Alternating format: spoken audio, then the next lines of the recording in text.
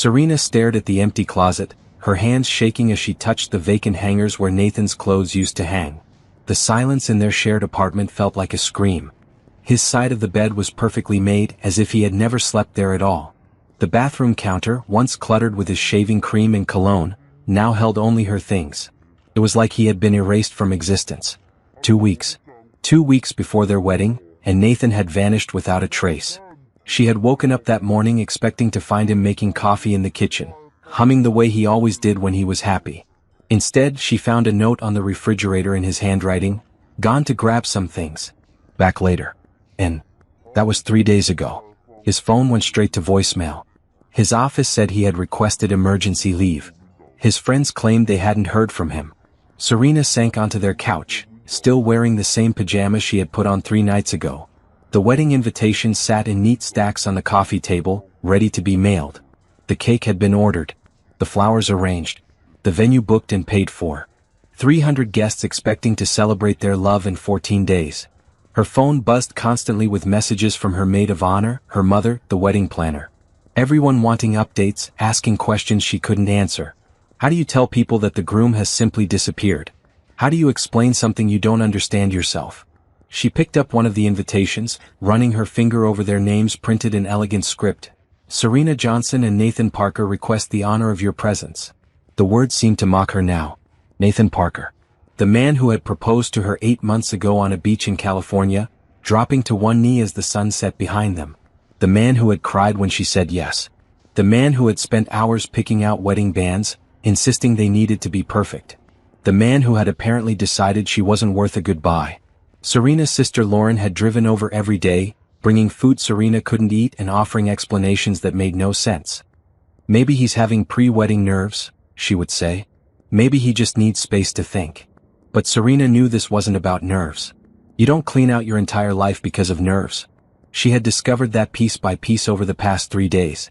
Nathan hadn't just taken his clothes. He had taken his laptop, his important documents, his childhood photos. He had even taken the little cactus plant he kept on his desk, the one she had given him for their first anniversary. People don't take cactus plants when they're coming back. The engagement ring felt heavy on her finger. 2 carats, princess cut, exactly what she had dreamed of since she was a little girl. Nathan had been so proud when he gave it to her, telling her he had saved for months to afford it.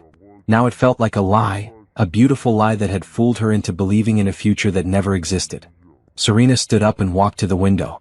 The city stretched out below their 5th-floor apartment, people going about their normal lives while hers fell apart. She pressed her forehead against the cool glass and tried to remember the last normal conversation she had with Nathan. It had been about the honeymoon, she realized. They were supposed to fly to Italy the day after the wedding. Nathan had seemed excited, talking about all the places they would visit. Had he been planning this even then? Had he been sitting there, discussing their honeymoon, while secretly planning to abandon her? Her phone rang and she saw her mother's name on the screen. Serena let it go to voicemail. She couldn't handle another conversation about what might have happened or what she should do. Everyone wanted her to file a missing person report, to call hospitals, to assume something terrible had happened. But Serena knew the truth in her bones. Nathan hadn't been kidnapped or hurt. He had chosen to leave. The worst part wasn't even the abandonment. It was the cowardice. If Nathan had changed his mind about marrying her, he could have told her. If he had fallen out of love, he could have been honest. If he had met someone else, he could have at least given her the dignity of an explanation. Instead, he had chosen the cruelest possible way to end their relationship, leaving her to figure out the pieces while 300 people waited for a wedding that would never happen. Serena walked to the kitchen and opened the refrigerator.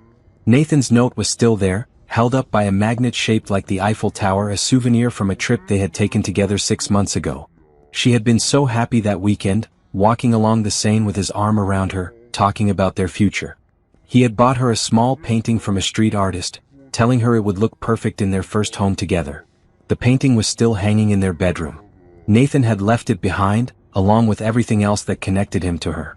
She pulled the note off the refrigerator and read it again. "Gone to grab some things. Back later." And such casual words for such a devastating action. "No, I love you. No, don't worry. Just a lie disguised as a temporary goodbye." Serena crumpled the note and threw it in the trash. Then she pulled it out again, smoothing it flat. She needed to keep it, she realized.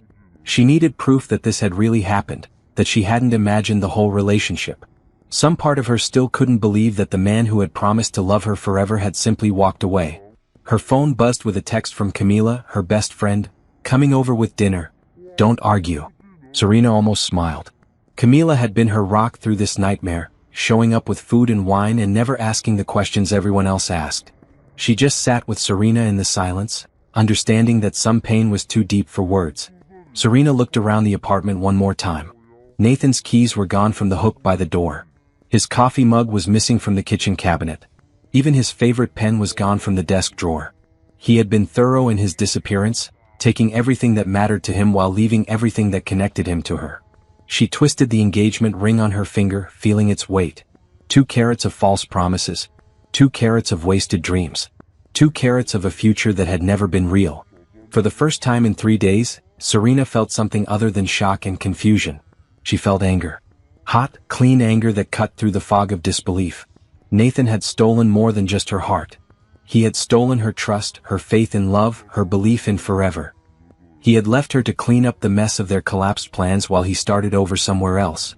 But as Serena stood in their empty apartment, surrounded by the remnants of their life together, she made a decision. She wouldn't spend the rest of her life wondering what had happened or waiting for him to come back with explanations. She wouldn't let his cowardice define her future. She was going to take control of her own story, and it was going to start with that ring. Serena woke up on the couch to the sound of someone knocking insistently on her door. Sunlight streamed through the windows, and she realized she had slept in her clothes again. The knocking continued, followed by her mother's voice calling her name. "Serena, honey, open the door. We need to talk." Serena dragged herself off the couch and opened the door to find her mother Eleanor standing in the hallway with her sister Lauren and her wedding planner, Carol. All 3 women looked at her with expressions of concern and determination. "We need to make some decisions," Eleanor said, pushing past Serena into the apartment. "The wedding is in 11 days and people are starting to ask questions." Carol immediately began pulling out her planning binder, the one that had been Serena's Bible for the past 8 months. "I've been fielding calls from vendors all morning. The florist needs final numbers, the caterer wants to confirm the menu, and the photographer is asking about the timeline." Serena felt overwhelmed just listening to the list. "I can't deal with this right now." "You have to deal with it," Lauren said gently. "We can't keep pretending Nathan might come back. It's been 4 days. 4 days. It felt like a lifetime and no time at all." Serena had existed in a strange bubble where normal life had stopped, but apparently the world had kept moving around her. Bills needed to be paid, decisions needed to be made, and a wedding needed to be cancelled. "Have you heard anything from him?" Eleanor asked, though her tone suggested she already knew the answer. Serena shook her head. "Nothing. I called his mom yesterday and she said she hadn't heard from him either." She seemed genuinely surprised. "What about his work?" "His boss says he sent an email requesting indefinite leave for a family emergency. That's it." Carol cleared her throat. "Serena, I hate to bring this up, but we need to start canceling vendors. Some of them have cancellation policies that get more expensive the closer we get to the date." The practical reality of the situation hit Serena like a physical blow. Of course there would be financial consequences. Of course there would be deposits lost and contracts broken. She had been so focused on the emotional devastation that she hadn't considered the practical mess Nathan had left behind. "How much are we talking about?" Serena asked. Carol consulted her binder. "Well, the venue has a no-refund policy within 2 weeks of the event. The photographer requires full payment regardless. The caterer will refund 50%. The florist..." She continued down the list, and Serena felt sick as the numbers added up. "What about the joint account?" Lauren asked. "Can't you use that to cover the costs?" Serena's stomach dropped. She had been avoiding checking their bank accounts, afraid of what she might find. Now she pulled out her phone and logged into their joint savings account, the one they had been using to pay for wedding expenses. The balance was 0. "He took it," Serena said quietly. "He took everything." The 3 women stared at her in shock. Eleanor was the first to speak, her voice sharp with anger. "He cleaned out your joint account? Before disappearing?"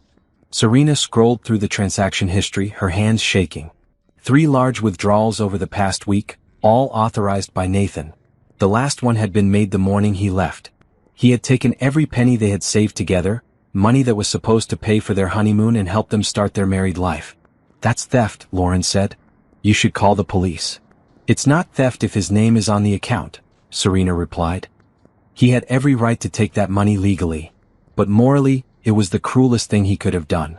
Nathan knew those savings represented months of sacrifice from both of them. Serena had worked overtime, skipped lunches, and given up shopping trips to contribute her share. They had dreamed together about their future, planning how they would use that money to build their life. Now Nathan had that money and Serena was left with the bills.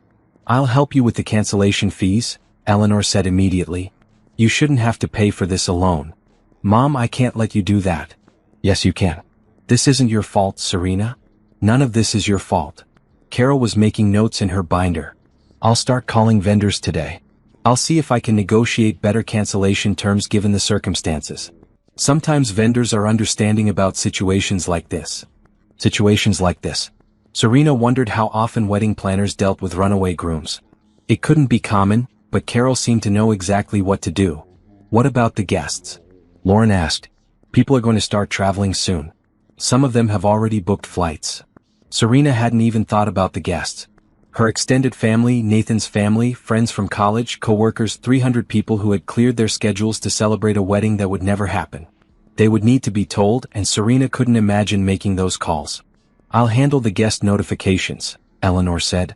"You don't need to deal with that." "What am I supposed to tell them?" Serena asked. "That my fiancé decided he didn't want to marry me and disappeared like a coward?" "You tell them that the wedding has been cancelled due to unforeseen circumstances," Eleanor replied firmly. "You don't owe anyone an explanation beyond that." Serena looked around the apartment, taking in the wedding planning materials scattered everywhere. Fabric swatches for the bridesmaid dresses, menu cards for the reception, photos of flower arrangements. Everything had been chosen with such care, such excitement. Now it all felt like evidence of her stupidity. "I should have seen this coming," she said. "There must have been signs." "Stop it," Lauren said sharply. "You can't blame yourself for trusting the man you were going to marry. That's what you're supposed to do in a relationship." But Serena's mind was racing through recent conversations with Nathan, looking for clues she had missed. Had he seemed distant? Had he been working late more often? Had he been taking phone calls in private? She couldn't remember anything specific, but maybe she had been too excited about the wedding to notice. Carol stood up, gathering her materials. "I'll get started on the cancellations right away. Try not to worry about the money, Serena. We'll figure it out." After Carol left, Serena's mother and sister stayed to help clean up the apartment. They boxed up wedding planning materials, put away the sample favors, and took down the calendar that had been counting down to the wedding date. Each item packed away felt like another piece of her future being erased. "What are you going to do now?" Eleanor asked as they worked. Serena didn't have an answer. She had been so focused on becoming Mrs. Nathan Parker that she hadn't thought about what Serena Johnson wanted beyond that role. Her job as a marketing assistant suddenly seemed meaningless, something she had been doing to pay bills while waiting for her real life to begin. "I don't know," she admitted. "I guess I'll figure it out." Lauren found Nathan's spare key in the kitchen drawer. "You should probably get the locks changed." The suggestion made Serena's chest tighten. Changing the locks meant accepting that Nathan was never coming back.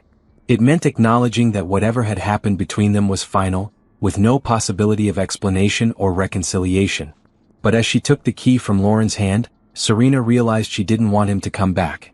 She wanted answers, she wanted closure, but she didn't want Nathan. A man who could disappear without explanation wasn't someone she wanted to build a life with. "I'll call a locksmith tomorrow," she said. That evening, after her mother and sister had gone home, Serena sat alone in the quiet apartment. She had taken a shower and put on clean clothes for the first time in days, and the simple act of caring for herself felt like a small victory. She twisted the engagement ring on her finger, watching the diamond catch the light. It was beautiful, probably the most expensive thing she owned. Nathan had presented it to her with such pride, telling her how he had worked extra hours to afford it. Now she wondered if that story had been true or just another lie. Serena pulled out her phone and searched for jewelry stores in the city. She wasn't sure what she was looking for until she found it. "We buy gold and diamonds. Fair prices, immediate cash." She stared at the website for a long time, her heart pounding. Selling the ring felt like a huge step, a final admission that her engagement was over. But keeping it felt worse. Every time she looked at it, she would remember Nathan's promise to love her forever, a promise that had lasted exactly 8 months and 2 weeks.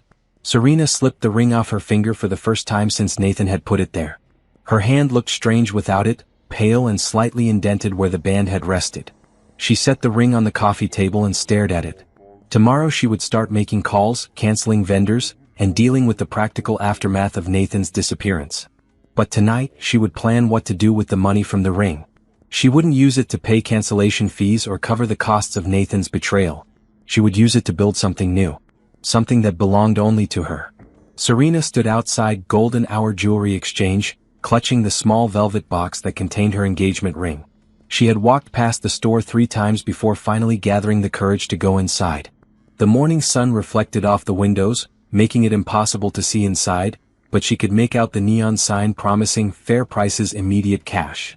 The bell above the door chimed as she entered, and Serena found herself in a small, cluttered shop filled with glass cases displaying rings, necklaces, and watches.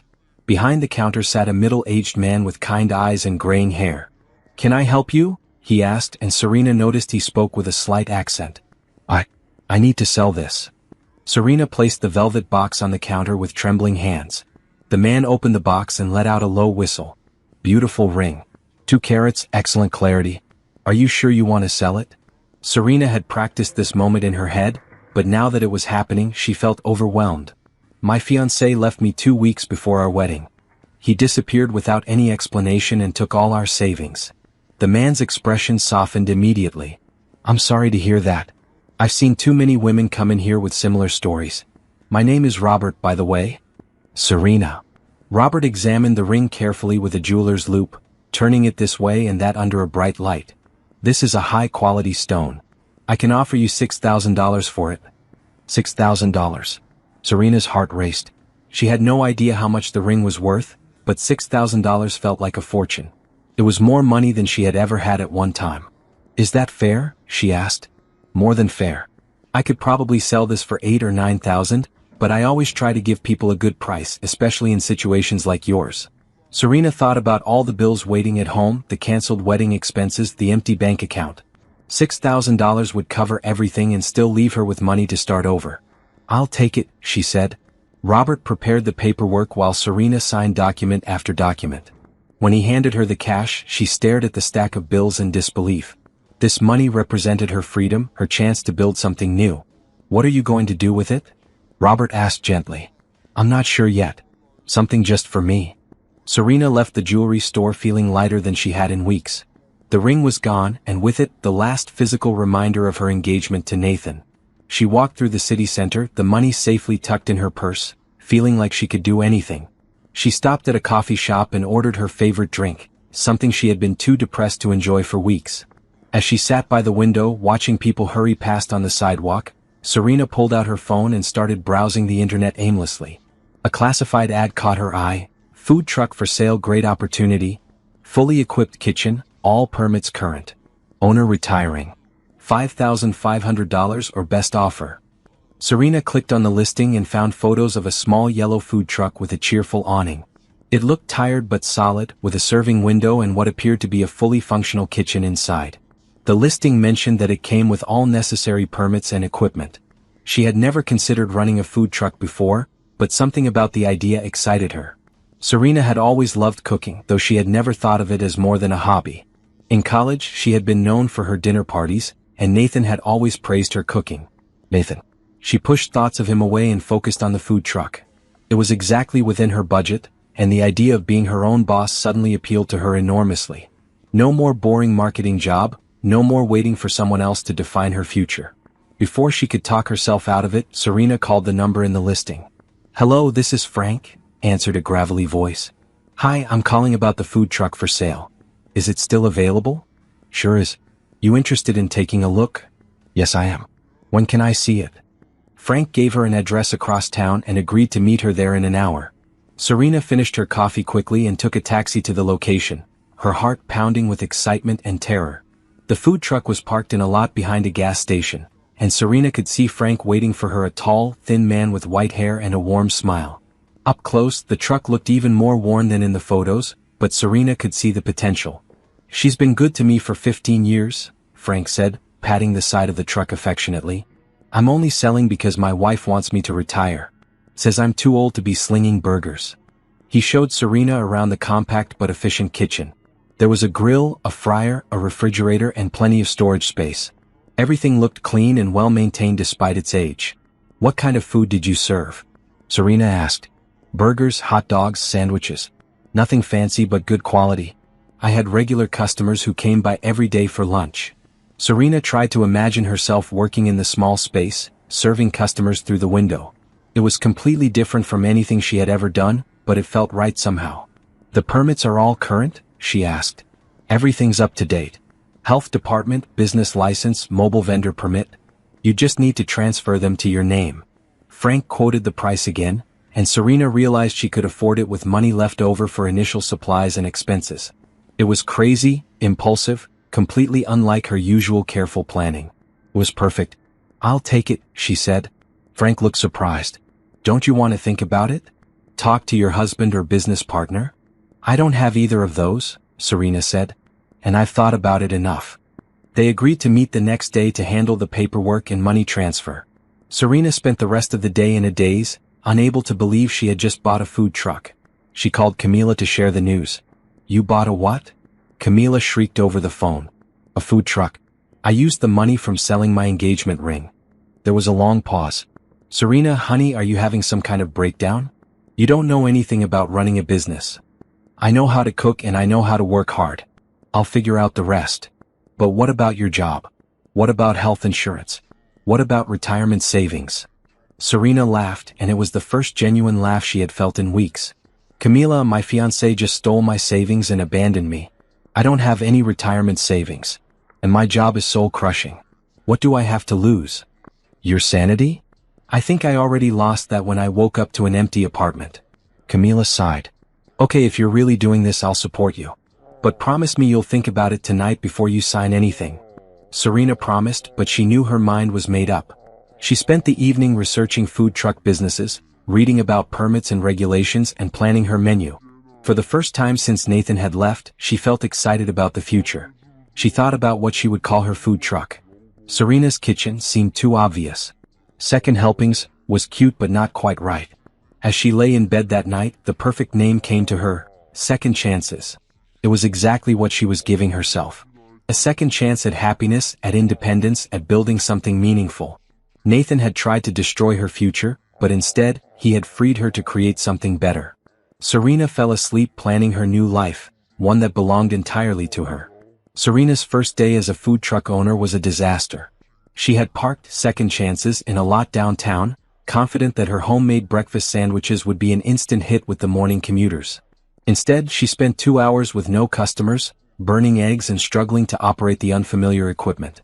"This is harder than it looks," she muttered to herself, scraping another ruined omelet into the trash. By noon, she had sold exactly 3 sandwiches and had already lost money on wasted ingredients. Her feet hurt from standing on the truck's metal floor, and she had a burn on her forearm from reaching too close to the grill. But something strange happened as the day went on. Instead of feeling defeated, Serena felt energized. Every challenge was something she could solve, every mistake was something she could learn from.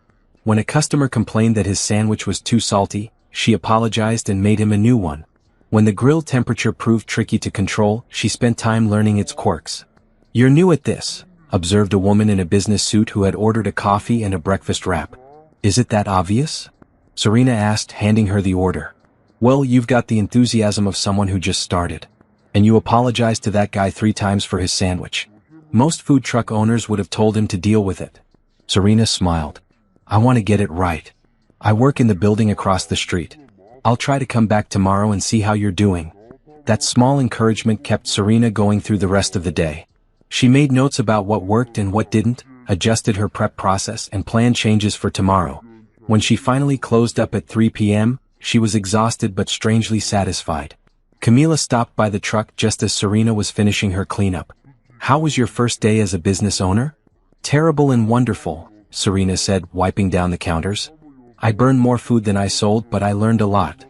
"Are you having second thoughts?" Serena considered the question seriously. "No. I know this is what I want to do. I just need to get better at it." Over the following weeks, Serena threw herself into learning everything she could about running a food truck.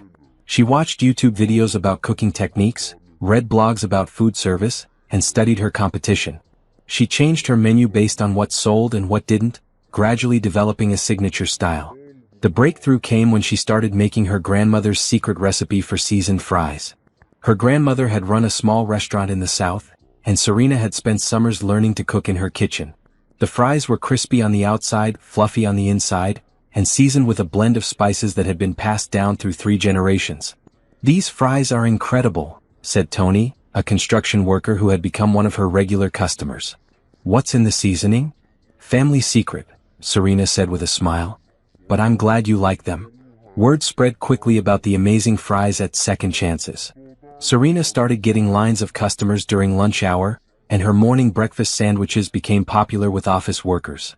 She learned to prep efficiently, to work the grill and fryer simultaneously, and to chat with customers while keeping orders moving.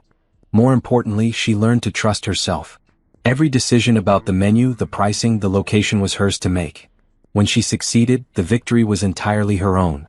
When she failed, she had only herself to blame, but also only herself to fix it. "You're different," Camila observed one evening as they sat in Serena's apartment, counting the day's earnings. "You seem stronger." Serena thought about it. "I feel more like myself than I have in years. When I was with Nathan, I was always trying to be the woman he wanted me to be. Now I'm just being me." "And how much money are you making with this truck?" Serena showed her the numbers. She wasn't getting rich, but she was covering her expenses and making enough to live on. More importantly, she was building something. Every day her customer base grew a little more. Every week, she tried new menu items and improved her processes. "I'm thinking about getting a second truck," Serena said. Camila nearly choked on her coffee. "A second truck? Serena, you've only been doing this for 2 months." "I know, but I'm already at capacity during lunch hours. I'm turning customers away. And I have ideas for different concepts, maybe a breakfast truck for a different location, or a dessert truck for evening events." "You're serious about this?" "Dead serious. I want to build something big." Serena had started following other food truck owners on social media, learning about their successes and failures. She saw how some had expanded from one truck to multiple trucks, then to catering businesses, then to brick-and-mortar restaurants. It was possible to build a real business from a single food truck. Late at night, Serena would lie in bed making plans. She would research prime locations, calculate profit margins, and dream about the day when she would own a whole fleet of food trucks. The woman who had once planned her life around Nathan's schedule now spent her time planning her own empire. The apartment felt different too. Serena had redecorated, removing all traces of Nathan and making the space entirely hers. She had painted the walls a cheerful yellow, the same color as her food truck, and filled the space with plants and artwork that made her happy. The bedroom no longer felt like a place where she had been abandoned. It felt like a sanctuary she had created for herself. 3 months after buying the truck, Serena got her first catering request. A small office wanted Second Chances to cater their company picnic. Serena was terrified. She had never cooked for more than 50 people at once, but she said yes. The event was a success. Serena served her famous seasoned fries, gourmet burgers, and a selection of sandwiches that had become customer favorites. The office manager was so impressed that she booked Serena for their monthly lunch meetings. "You should consider expanding to catering full-time," the manager suggested. "You're really good at this." Serena filed the suggestion away. Catering could be the next step in her business growth. She was already researching commercial kitchen rentals and catering equipment. As she drove home that night, Serena realized she hadn't thought about Nathan in weeks. The man who had once consumed her thoughts had become irrelevant to her new life. She was too busy building her future to waste time wondering about his disappearance. The Serena who had been left crying in an empty apartment was gone. In her place was a woman who owned her own business, made her own decisions, and answered to no one but herself. Nathan had thought he was destroying her when he left, but instead, he had set her free to become someone stronger than she had ever imagined. Serena pulled into her parking spot and smiled. Tomorrow she would start researching locations for her second truck. 6 months after buying her first food truck, Serena stood in the parking lot of City Hall, watching a line of customers stretch around the block. Second Chances had become legendary in the downtown area, and Serena had to hire her first employee, an energetic college student named Marcus, just to keep up with demand. "I can't believe this is the same woman who burned eggs on her first day," Marcus said, efficiently preparing orders while Serena worked the grill. "Trust me, I can't believe it either," Serena replied, flipping burgers with the confidence of someone who had found her calling. The transformation had been gradual but undeniable.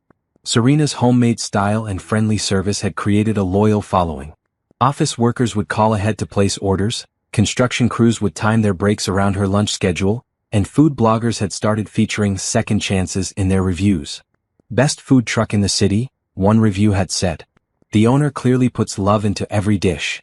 Serena had printed that review and hung it in her apartment. It was the first time anyone had called her cooking something special, and it meant more to her than any compliment Nathan had ever given her. The success had allowed Serena to expand her menu and improve her equipment. She now served breakfast burritos, gourmet grilled cheese sandwiches, and a daily special that customers eagerly anticipated. But her famous seasoned fries remained the star of the show, with people driving across town just to try them. "Serena, you need to see this," Marcus called out, showing her his phone. A local food blogger had just posted a video review of Second Chances that already had thousands of views. "The seasoned fries at Second Chances are life-changing," the blogger was saying. "And the woman who runs this truck is proof that following your dreams can lead to something amazing." Serena watched the video with a mixture of pride and disbelief. The shy woman who had once defined herself through her relationship with Nathan had become someone worthy of public praise. She had built something real, something that made people happy. "We need to talk about expansion," Serena told Marcus as the lunch rush finally slowed down. "I've been looking at numbers and I think we're ready for a second truck." Marcus's eyes lit up. "Really? Where would you put it?" "I'm thinking about the business district on the north side. Different customer base, but there's a lot of potential there." Serena had been scouting locations for weeks, studying foot traffic patterns and competition. "Plus, I want to try a different concept, more upscale, maybe focusing on healthy options." "Would I manage the second truck?" "If you want to. You've learned fast and I trust you." The conversation was interrupted by a familiar voice calling Serena's name. She looked up to see her sister Lauren approaching with a huge smile. "I cannot believe what you've built here," Lauren said, gesturing at the busy truck. "Mom is so proud. She's been telling everyone about your success." "It's been a lot of work," Serena said, but she was smiling too. "I never expected it to grow this fast." "You know what this reminds me of?" Lauren said. "Remember when we were kids and you used to set up that lemonade stand? You were so determined to make it perfect. You'd taste test every batch and redecorate the sign until it was exactly right." Serena did remember. She had been 8 years old, but she had approached that lemonade stand with the same passion she now brought to her food truck. Maybe this success hadn't come out of nowhere after all. Maybe it had been inside her all along, waiting for the right moment to emerge. "I have news," Serena said, unable to contain her excitement any longer. "I'm expanding. 2 more trucks within the next 6 months, and I'm looking into catering contracts." "Serena, that's incredible. You're going to be a real business owner." "I already am a real business owner," Serena corrected, and she meant it. She had started thinking of herself differently over the past few months. She wasn't just someone who had bought a food truck on impulse. She was an entrepreneur, a leader, someone who created jobs and served her community. That evening, Serena sat in her apartment with financial documents spread across her coffee table. The numbers were better than she had dared to hope. Not only was she making a good living, but she was saving money for the first time in her life. The woman who had once pooled her savings with Nathan for their shared future was now building her own financial security. She had also been approached by a local bank about a small business loan. The loan officer had been impressed by her growth and profitability, calling her a model entrepreneur. Serena had never thought of herself in those terms, but she was beginning to see that others saw her as successful. Her phone rang and she saw Camila's name on the screen. "I just saw the food blogger video," Camila said immediately. "Serena, you're famous." "Hardly famous. But business is really good. I'm so proud of you. You know, I have to admit, when you first bought that truck, I thought you were having a breakdown. But you've proven me completely wrong." Serena appreciated the honesty. "I understand why you were worried. It seemed crazy at the time. Maybe crazy was exactly what you needed. You've become this confident, successful woman. It's amazing to watch."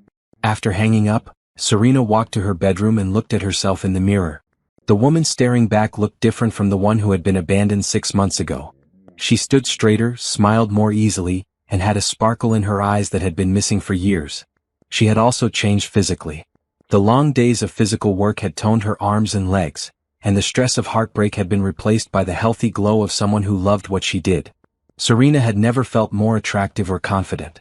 More importantly, she had learned to be alone without being lonely. The apartment that had once felt empty now felt peaceful. She enjoyed her own company, took pride in her independence, and made decisions based on what she wanted rather than what would please someone else. Serena pulled out her business plan and began making notes for her expansion. She would need to find reliable employees, secure good locations, and develop new menu items. It was exciting and terrifying, but she no longer doubted her ability to succeed. As she worked, Serena thought about the engagement ring that had funded this new life. Nathan had probably expected her to use that money to pay bills or maybe take a sad vacation to get over him. Instead, she had used it to build something that was growing beyond her wildest dreams. The irony wasn't lost on her. Nathan had given her that ring as a symbol of their future together, but it had actually become the foundation of her future alone. His abandonment had been the catalyst for her transformation into someone she had never imagined she could be. Serena looked at the clock and realized it was past midnight. She had been working on her business plan for hours, but she felt energized rather than tired. This was what passion felt like, she realized. This was what it meant to love what you did. Tomorrow she would start the process of securing her second truck. Within a year, she hoped to have a small fleet and maybe even start looking at permanent restaurant locations. The woman who had once planned her life around someone else's schedule was now planning an empire of her own. Serena smiled as she finally headed to bed. Nathan had thought he was ending her story when he left, but he had actually just finished the prologue. The real story was just beginning. Serena was prepping vegetables for the lunch rush when she heard a familiar voice outside her truck. Her hands froze on the knife as she recognized the tone, even though she couldn't make out the words. After 8 months of not hearing that voice, her body remembered it instantly. "Excuse me, is Serena Johnson the owner of this truck?" Serena's blood ran cold. She would know that voice anywhere. Slowly, she moved toward the service window, her heart pounding so hard she could hear it in her ears. Nathan stood in front of her truck, looking thinner than she remembered but otherwise unchanged.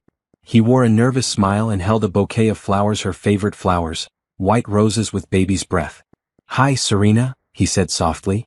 You look really good." Serena stared at him, unable to speak. For 8 months she had imagined this moment. She had pictured herself screaming at him, demanding answers, maybe even slapping him. Instead, she felt nothing but cold shock.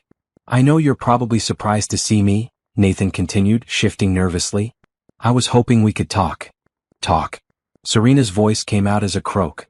She cleared her throat and tried again. "You want to talk? I know I have a lot of explaining to do. I know I hurt you badly. But I had to get my head straight before I could face you." Marcus appeared beside Serena, sensing the tension. "Everything okay, boss?" "Fine," Serena said, though her voice sounded anything but fine. "Take over for a minute." She stepped out of the truck on shaking legs, aware that several customers were watching the interaction with interest. Nathan looked at her expectantly, holding out the flowers. "I don't want those," Serena said flatly. Nathan's face fell, but he didn't lower the flowers. "Serena, I know what I did was wrong. I know I handled everything badly. But I was scared. I was having panic attacks about the wedding, about commitment, about whether I was ready for marriage." "So you decided to disappear?" "I went to stay with my cousin in Colorado. I needed time to think, to figure out what I wanted." Nathan's words came out in a rush, like he had practiced this speech. "I should have talked to you first. I should have been honest about my fears." Serena felt like she was watching this conversation from outside her body. The man who had haunted her dreams for months was standing in front of her, offering explanations she had desperately wanted to hear. But instead of relief, she felt only disgust. "You took our money," she said. Nathan looked genuinely ashamed. "I know. I panicked. I thought I might need it to start over somewhere else. But I brought it back." He reached into his jacket and pulled out an envelope. "It's all there plus interest." Serena stared at the envelope but didn't take it. "You think money fixes this?" "No, of course not. But it's a start. Serena, I've been seeing a therapist. I've been working on myself. I understand now that I was dealing with depression and anxiety, and I took it out on you in the worst possible way. You left me to deal with 300 wedding guests, Nathan. You left me to cancel everything we had planned. You left me to figure out what had happened to the man I thought I knew. I know, and I'm sorry. I'm so sorry." Nathan's eyes filled with tears. "I've regretted it every single day. I came back because I realized I made the biggest mistake of my life. I love you, Serena. I want to make this right." Serena looked at him and realized she felt nothing. No love, no anger, no desire for revenge. Just a cold emptiness where her feelings for him used to be. I don't care, she said simply. Nathan blinked, clearly not expecting that response. What do you mean? I mean, I don't care about your explanations or your apologies or your therapy. I don't care about the money you took or the money you're trying to give back. I don't care about your regrets or your realizations. But, Serena, I love you. We can work through this. Serena almost laughed. Work through this? Nathan, you destroyed us when you walked away.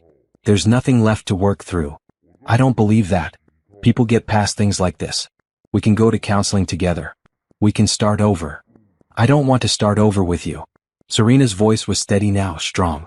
I've moved on. Nathan looked around at the busy food truck, the line of customers, the success Serena had built.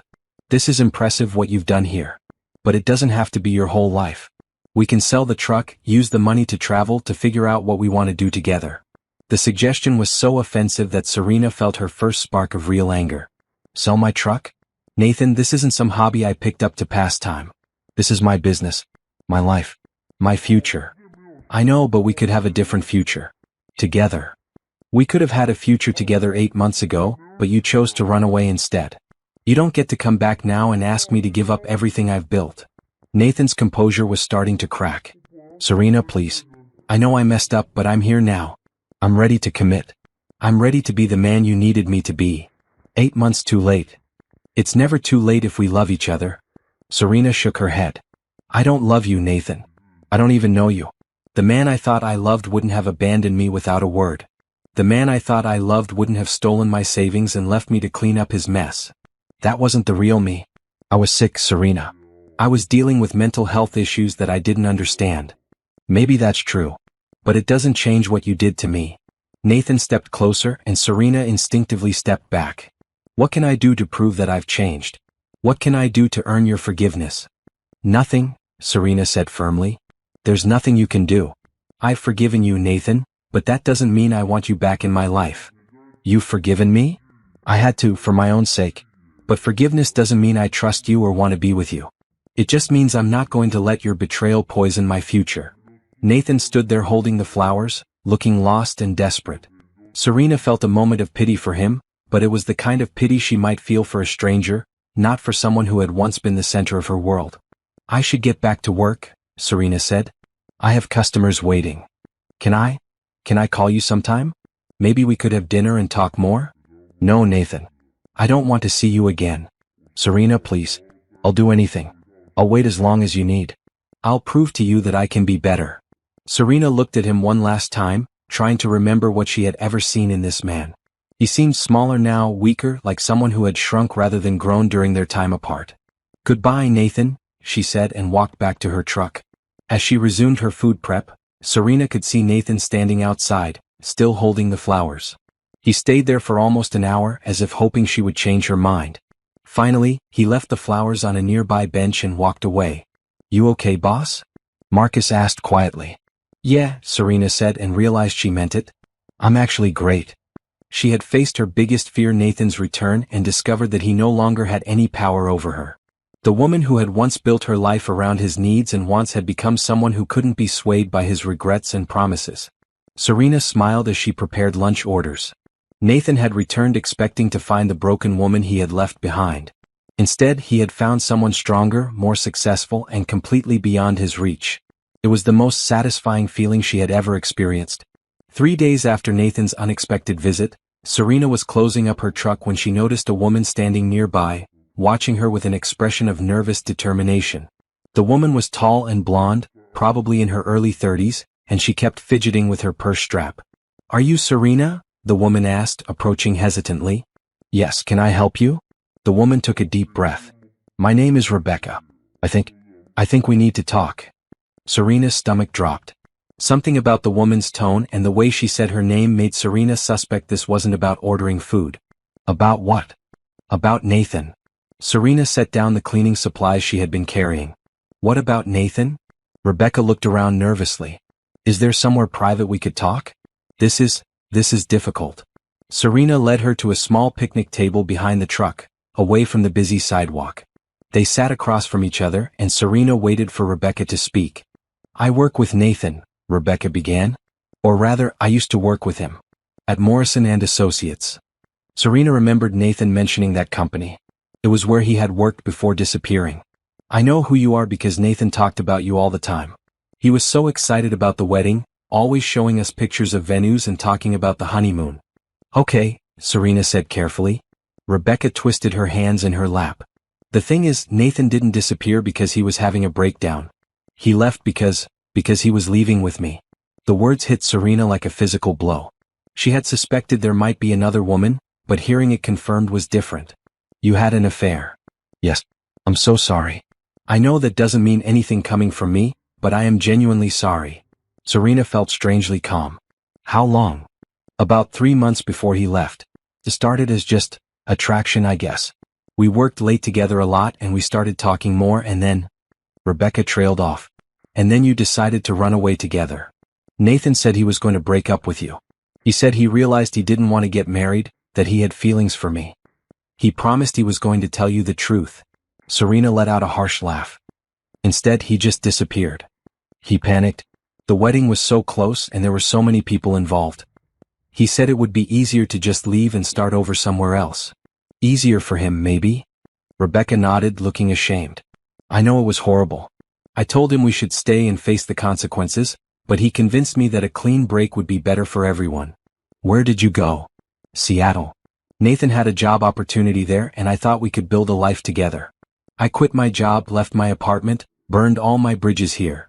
Serena could see where this story was heading. But it didn't work out. No. It fell apart within a few months. Nathan was different when we got there. Moody, distant, always talking about the life he had left behind. He said he missed you, missed the stability you had together. So he was having second thoughts about his second thoughts. Exactly. He became obsessed with the idea that he had made a mistake. He would look at your social media constantly, trying to figure out what you were doing. When he saw your food truck taking off, he became convinced that you had moved on and were happier without him. Serena realized Nathan had been watching her success from afar, seeing her transformation into someone stronger and more independent. It must have been jarring for him to witness her thriving without him. When did he decide to come back? About 2 months ago. He said he needed to try to fix things with you, that he couldn't live with himself if he didn't at least try. Rebecca's voice was bitter now. He left me in Seattle with no job, no apartment, and no way to get back home. So he abandoned you too. Pretty much. I had to borrow money from my parents to move back here. I've been staying with them while I try to find a new job. Serena studied Rebecca's face. The woman looked tired and defeated, like someone who had been through her own version of heartbreak. Why are you telling me this? Serena asked. Because I heard he went to see you. I heard he fed you some story about having a breakdown and needing time to think. I couldn't let him lie to you again. What do you want from me? Rebecca shook her head. Nothing. I guess I wanted to apologize to you personally. And I wanted you to know the truth about what really happened. They sat in silence for a moment, two women who had both been hurt by the same selfish man.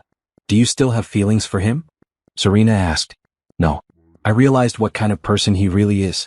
Someone who abandons people when things get difficult. Someone who lies to avoid taking responsibility for his actions. Rebecca looked up at Serena. I'm guessing you don't want him back either. Definitely not. Good. You're better off without him. You've built something amazing here. Rebecca gestured toward the food truck. I've been following your success online. It's inspiring.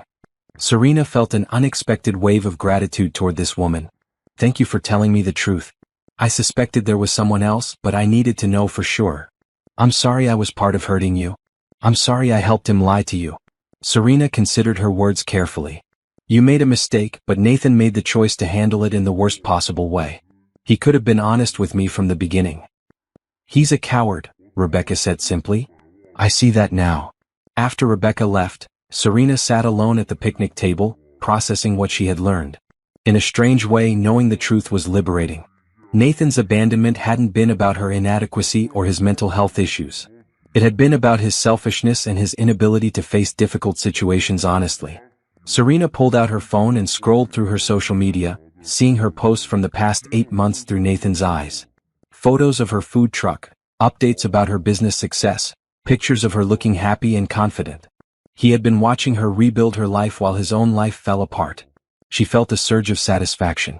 Nathan had expected her to collapse without him, but instead, she had flourished.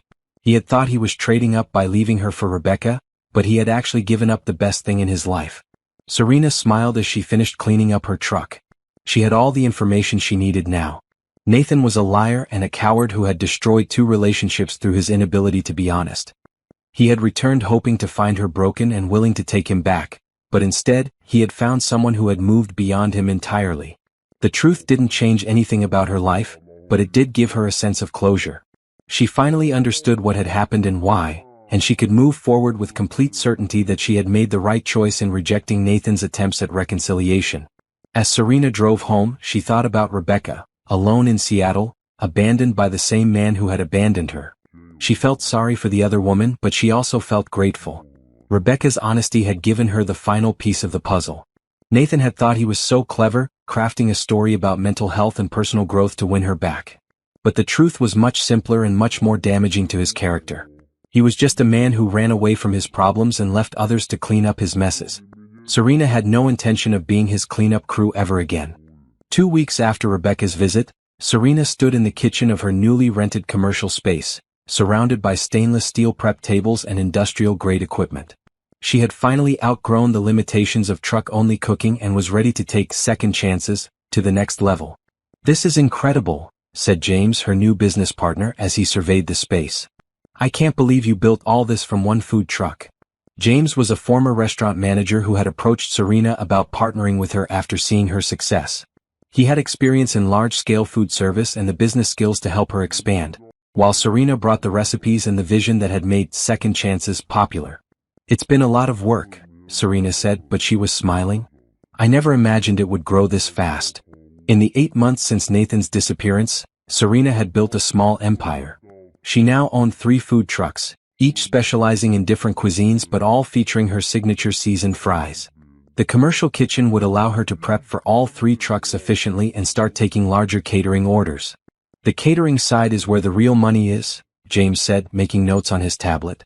"Weddings, corporate events, festivals. We could easily triple your revenue within the next year."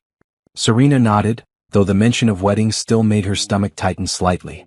She had successfully catered several weddings over the past few months, but it was always emotionally challenging to be part of someone else's happy ending when her own had been so devastating. "I want to be careful about growth," Serena said. "I don't want to expand so fast that we lose the quality that made us successful." "Agreed. But I think you're ready for the next step. Your brand is strong, your food is consistently excellent, and you have the customer base to support expansion." Serena's phone buzzed with a text from Marcus, who now managed her flagship truck. "Big crowd at the office district location. Sold out of fries again." She smiled and showed James the message. "I need to increase production on the seasoned fries. They're our signature item." "What's the secret to those fries?" James asked. "I've been trying to figure it out since I first tasted them. My grandmother's recipe. She made them at her restaurant in Georgia. I spent summers learning to cook in her kitchen." Serena thought about her grandmother, who had passed away when Serena was in college. She had been a strong woman who had built a successful restaurant from nothing, supporting her family and employing half the town. Serena wondered what her grandmother would think of her success now. "We should trademark the seasoning blend," James suggested. "Maybe even bottle it for retail sales." The idea had occurred to Serena before, but she had been too busy managing day-to-day operations to pursue it. Now with James's help she could think bigger. "I'd like to focus on the catering expansion first," Serena said. "But retail products could be the next phase." They spent the afternoon planning menu options for large events and calculating food costs. Serena was amazed by how much she had learned about business in such a short time. The woman who had once been content to let Nathan handle their finances was now confidently discussing profit margins and growth strategies. "There's something else we should talk about," James said as they finished their planning session. "I've been approached by a Food Network producer. They're interested in featuring your story on one of their shows." Serena's heart raced. "What kind of show?" "It's about people who have overcome adversity to build successful businesses. They want to focus on how you transformed your life after your fiancé left." The idea of sharing her story on television was both exciting and terrifying. Serena had become comfortable talking about her business, but discussing Nathan's abandonment with a national audience felt overwhelming. "I'd need to think about it," she said. "Of course. But it could be huge for the business. National exposure like that could open doors to franchising, cookbook deals, maybe even a restaurant chain." Serena tried to imagine herself on television, telling her story to millions of viewers. The shy woman who had once defined herself through her relationship with Nathan would never have considered such a thing. But the confident business owner she had become was intrigued by the possibilities. "Let me think about it," she repeated. That evening, Serena sat in her apartment, which had been transformed into a comfortable home office. Business documents covered her dining table, and her laptop displayed spreadsheets tracking the performance of her 3 trucks. She had never been happier or more fulfilled. Her phone rang and she saw an unknown number on the screen. "Hello? Serena? It's Nathan." Serena's stomach dropped. She had hoped his visit to her truck had been a one-time occurrence, but apparently he wasn't giving up. "Nathan, I told you I don't want to talk to you." "I know, but I had to call. I've been thinking about what you said and I understand why you're angry. But I want you to know that I'm not giving up on us." Serena felt a surge of irritation. "There is no us, Nathan. There hasn't been for 8 months. I know it seems that way, but I think deep down you still have feelings for me. You can't just turn off 3 years of love. Watch me. Serena, I've been getting help. Real help. I'm seeing a therapist twice a week, and I've been working on understanding why I handled things so badly." Serena almost laughed. Nathan was still trying to sell her the same story he had told at the truck, apparently unaware that she now knew the truth about Rebecca. "I know about Rebecca," Serena said quietly. The silence on the other end of the line was deafening. What do you mean?" Nathan finally asked. "I mean, I know you didn't leave because of a breakdown. I know you left because you were having an affair. I know you abandoned me for another woman, and when that didn't work out, you decided to come back and lie to me about it." Nathan's voice was shaky when he spoke again. "Who told you that?" "Rebecca did. She felt guilty about helping you lie to me." "Serena, I can explain." "No, you can't. There's no explanation that makes what you did acceptable. I made a mistake. I was confused about my feelings and I handled it in the worst possible way. But that doesn't change the fact that I love you and want to be with you." Serena stood up and walked to her window, looking out at the city lights. "Nathan, you don't love me. You love the idea of me, or maybe you love the stability I represented. But you don't love me as a person. That's not true. If you loved me, you would have been honest with me from the beginning. If you loved me, you would have ended our relationship before starting something with someone else. If you loved me, you would have respected my decision when I told you I don't want you back. I can't accept that we're over. Then that's your problem, not mine." Serena hung up the phone and immediately blocked Nathan's number. She should have done it after his first visit, but she had hoped he would take the hint and leave her alone. She looked around her apartment, taking in the evidence of her success. Business awards on the walls, catering contracts on her desk, plans for expansion spread across her table. This was her life now, and it was better than anything she had imagined when she was planning to be Nathan's wife. Serena picked up her phone and called James. "I've decided about the TV show," she said when he answered. "I want to do it." "Really? That's great. I think it could be huge for the business. I want to tell my story. I want other women to know that being abandoned doesn't mean being defeated. That sometimes the worst thing that happens to you can lead to the best thing." After hanging up, Serena poured herself a glass of wine and sat down at her laptop. She had work to do, menus to plan, employees to schedule, and an empire to build. Nathan could keep calling and pleading and making promises, but Serena was done looking backward. She was too busy creating her future to waste time on his regrets. 6 months later, Serena stood in the elegant ballroom of the Grandview Hotel, overseeing the setup for the largest catering event in Second Chance's history. Her team of 12 employees moved efficiently around the space, setting up food stations and checking equipment. The irony of the situation wasn't lost on her. She was catering the annual party for Morrison and Associates, Nathan's former company. "Everything looks perfect," said Sandra, the event coordinator who had hired Serena. "I can't believe how much your business has grown since I first heard about you." Serena smiled, adjusting the display of her signature seasoned fries. "It's been quite a journey." She hadn't told Sandra about her connection to Nathan, and she wasn't sure if Sandra knew about their past relationship. It didn't matter. Serena was here as a successful business owner, not as Nathan's ex-fiancée. "The CEO is really excited about the menu," Sandra continued. "He's heard amazing things about your food." Serena nodded, checking her watch. The party would start in an hour, and she expected about 200 guests. It would be her biggest event yet, and she was determined to make it flawless. James appeared at her elbow. "All 3 trucks are fully stocked and ready to go. The kitchen staff has prepped everything according to your specifications. How are the new dessert options looking? Beautiful. The mini cheesecakes are going to be a hit. Serena had expanded her catering menu to include desserts, partnering with a local bakery to create custom treats. It was another step in her plan to build a full-service catering company. Serena? She turned to see a familiar face, Tom, one of Nathan's former co-workers. He was looking at her with a mixture of surprise and admiration. Tom, hi, Serena said, extending her hand for a professional handshake. I didn't know you still worked here. I do. I had no idea you were the owner of Second Chances. This is incredible. He gestured around the beautifully arranged catering setup. I mean, I knew you were a great cook, but this is next level. Thank you. It's been a lot of work, but very rewarding. Tom lowered his voice. I have to ask, have you heard from Nathan lately?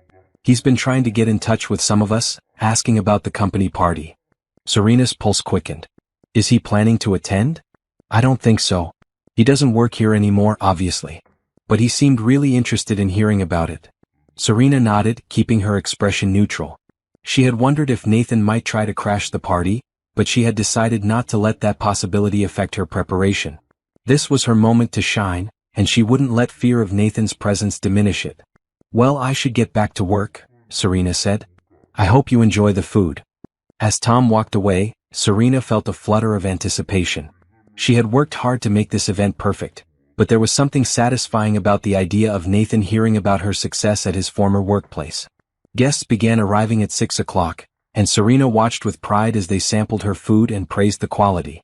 She had prepared a diverse menu that showcased her range gourmet sliders, artisanal grilled cheese, her famous seasoned fries, and an array of creative appetizers. The person who created this menu is a genius, she overheard one guest say to another. I've never had food truck food this sophisticated. Serena smiled, adjusting the temperature on one of her warming trays. She had worked hard to elevate her cuisine beyond typical food truck fare while maintaining the approachable comfort food style that had made her successful. Excuse me, are you the owner? Serena turned to see a well-dressed woman in her 50s approaching. Yes, I'm Serena Johnson. I'm Patricia Morrison, the CEO's wife. I had to come over and tell you how impressed I am with everything. The food is absolutely delicious. Thank you so much. I'm glad you're enjoying it. I'm actually planning my daughter's wedding, and I was wondering if you might be available for catering. It's going to be a large event, about 300 guests. Serena's heart raced. A wedding for 300 guests would be a massive contract, the kind that could fund her next expansion phase. I'd love to discuss it with you, Serena said, pulling out her business card. Let me give you my information. As Serena handed over her card, she noticed a commotion near the entrance. A security guard was speaking quietly but firmly to someone trying to enter the party. Serena's stomach dropped when she recognized the voice arguing with the guard. Nathan. I used to work here, Nathan was saying. I just want to say hello to some old friends. Sir, this is a private event for current employees and their guests only, the guard replied. Serena watched as Tom approached the entrance, presumably to help resolve the situation.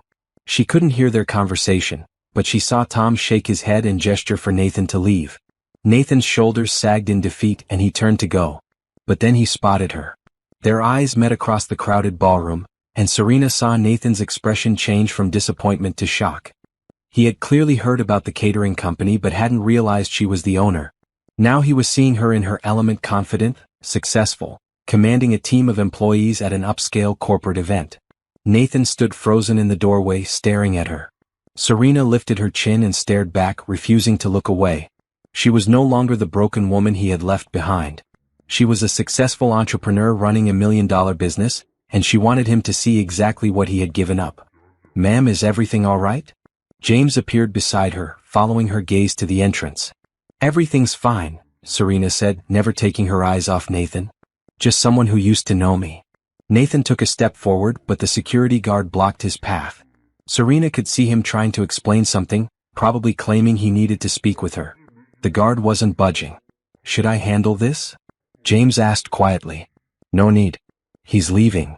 And Nathan was leaving, but not before taking one last long look at Serena's success. She saw him scan the elegant setup, the professional staff, the impressed guests sampling her food.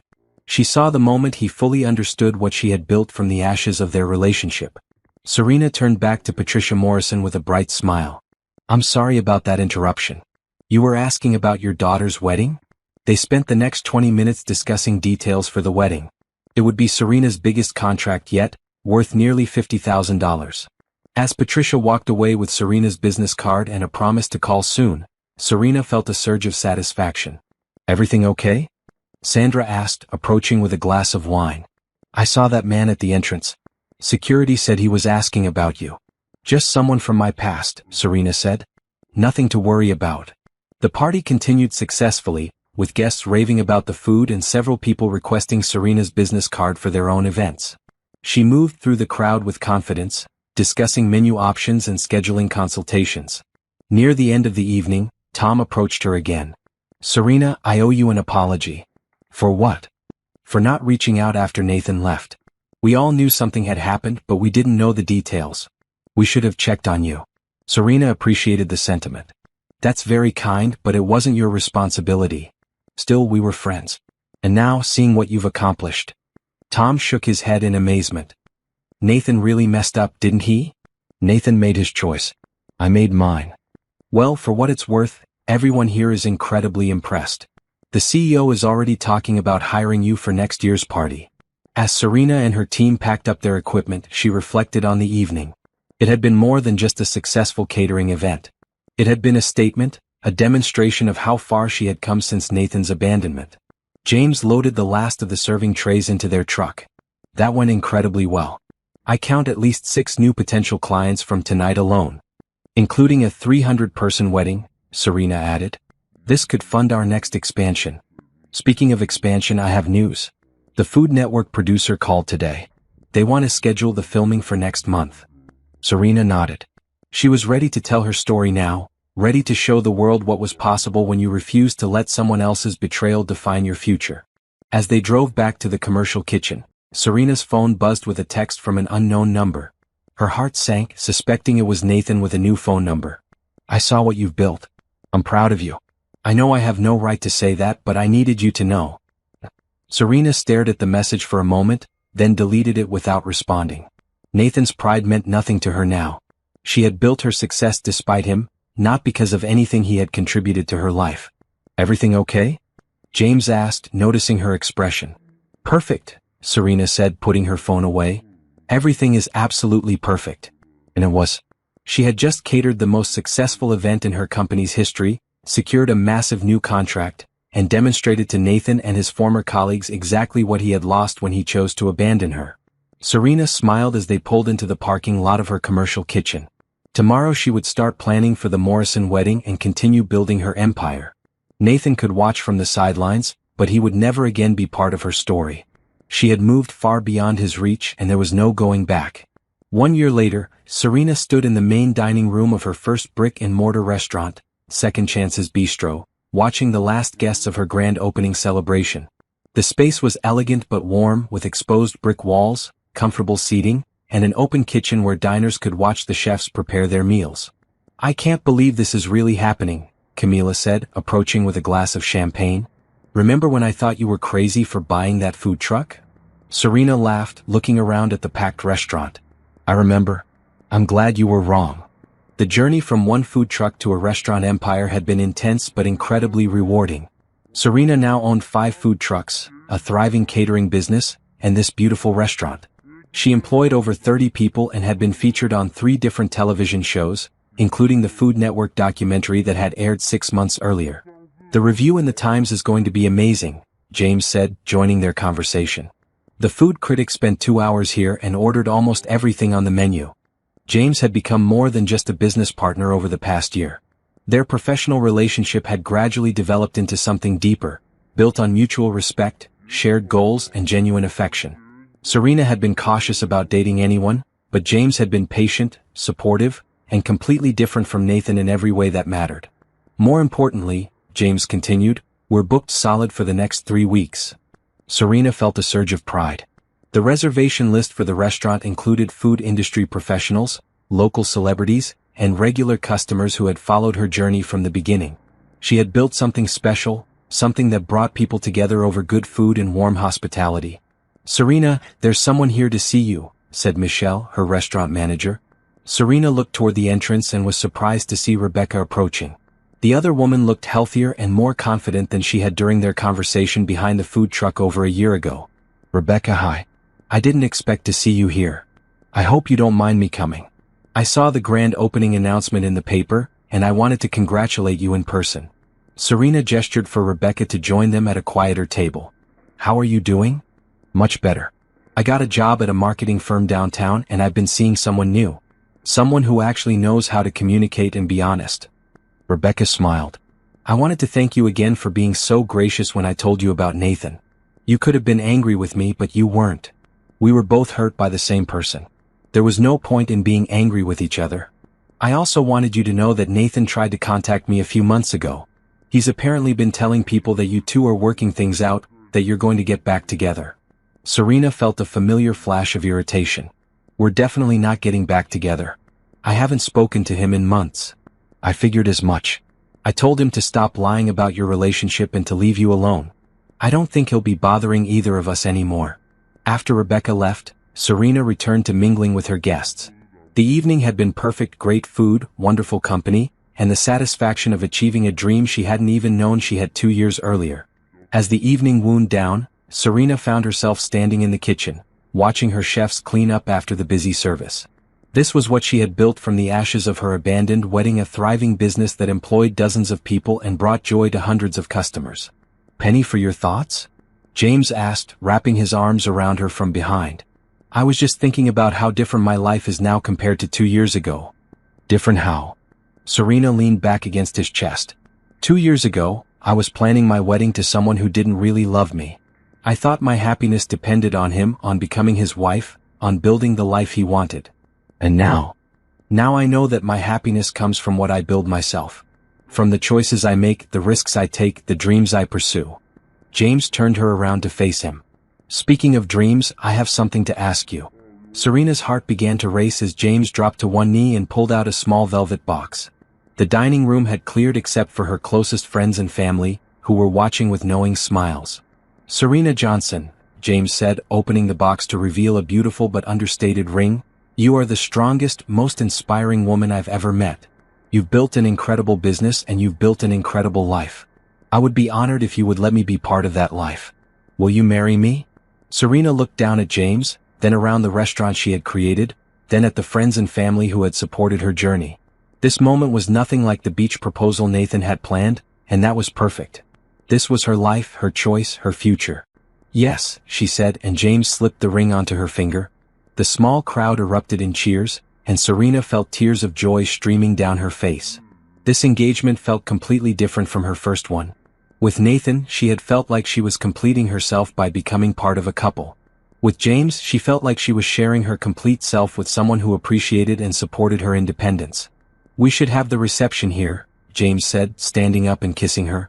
"At the restaurant." "Our restaurant," Serena corrected, and James smiled. "Our restaurant. Our business. Our life." Later that evening, after the last guests had gone home and the restaurant was quiet, Serena sat alone in the dining room with a glass of wine. She pulled out her phone and scrolled through the congratulatory messages from friends, family, and even some customers who had heard about the engagement. She thought about Nathan, wondering if he would hear about her engagement through mutual acquaintances. She hoped he would, not because she wanted to hurt him, but because she wanted him to understand that she had moved on completely. She was no longer the woman he had abandoned. She was someone stronger, more successful, and infinitely happier. Serena looked at her engagement ring, then around at her restaurant.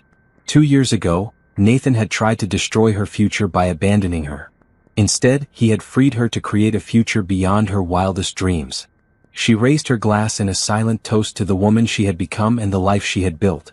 Then she finished her wine, turned off the lights, and went home to plan her real wedding, one that would actually happen, to a man who truly loved and respected her.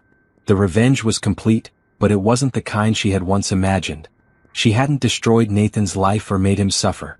Instead, she had built something so beautiful and successful that his absence became irrelevant. She had proven that the best revenge was indeed living well. As Serena drove home through the city streets, past the locations where her food trucks operated, she smiled. Tomorrow she would start planning her wedding, expanding her business, and continuing to build the extraordinary life she had created from the pieces of her broken heart. Nathan had thought he was ending her story when he disappeared 2 weeks before their wedding. Instead, he had just finished the prologue. The real story, her story, was still being written, and it was more beautiful than anything she had ever imagined possible.